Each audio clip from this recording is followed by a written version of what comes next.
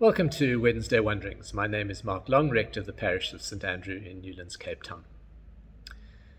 Today I'm wondering how you're doing, wondering how you're coping with life, and particularly how you're coping with life under the strictures that COVID-19 has brought upon us.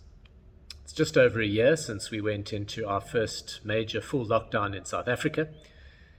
And in many ways, we continue to remain constrained as we deal with this virus, and the constraints are very much on our ability to relate with other people.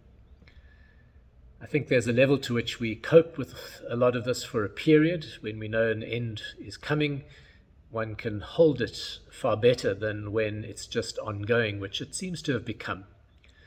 Despite vaccines being available, certainly in our South African context, it seems that not even all the frontline workers have yet been vaccinated.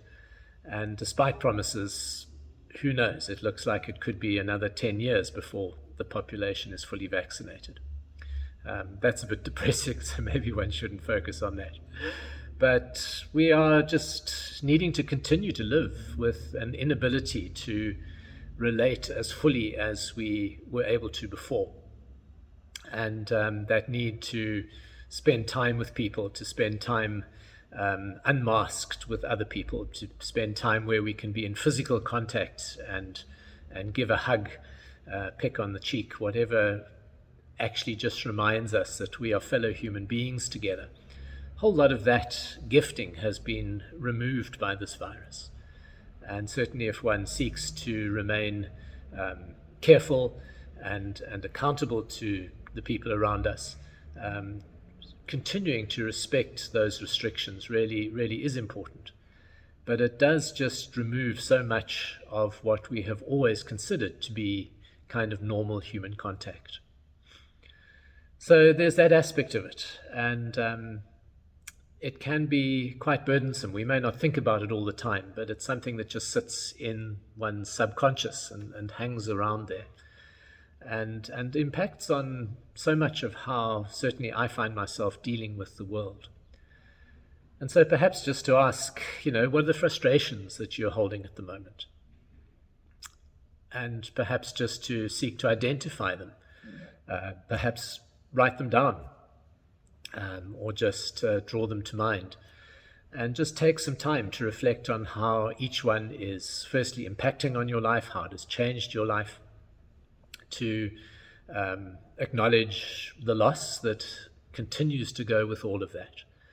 And then to take some time just to reflect on perhaps how one could deal with it a little better.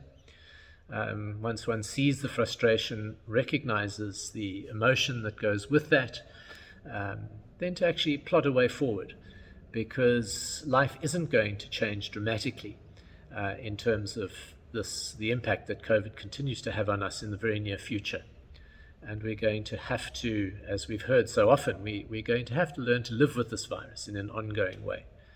And hopefully, increasingly, it will be easier to live with, and we will need to be less careful when we're around other people. But it's something that's real, and it's there. So I also ask that just in the context of having celebrated Easter, and having celebrated Jesus' death and resurrection, as I've reflected over the last number of weeks in terms of our Lent course, just some of the insights that we've gained from Rowan Williams and his wonderful book, God With Us. But particularly just that sense that the resurrection does mark new beginnings, and every day is a new beginning. I can't remember whether I reflected on last week or not, but even just that sense that it's not just about Jesus' resurrection, it's about your and my resurrection. It's about the new opportunities for life that we all have. The potential is there, despite COVID-19, despite other things that hinder and hold our lives. There is always potential, and there is room for some levels of choice. We don't have a complete freedom of choice, but we do have particularly a choice as to how we respond to things. We may not have a choice as to how things respond to us, but we can be reactive. We can be proactive in the way we respond, and particularly in our response to other people. And so to just draw on what the death and resurrection of Jesus speak of, which is this potential for new life, new beginning, and the hope that comes with that. Not some sort of vague hope, but one that really does have reality in this moment, in this day, in this place, wherever this place is for you right now. For me, it's here in the St. Andrew's Church building, and a wonderful place that just does hold a sense of peace and a sense of quiet. And so, yes, open yourself again to the goodness of God and the offer of resurrection, and allow and recognize that just where you find yourself is where you are at this point, and that God is there not to magically make the frustrations and difficulties and everything else disappear.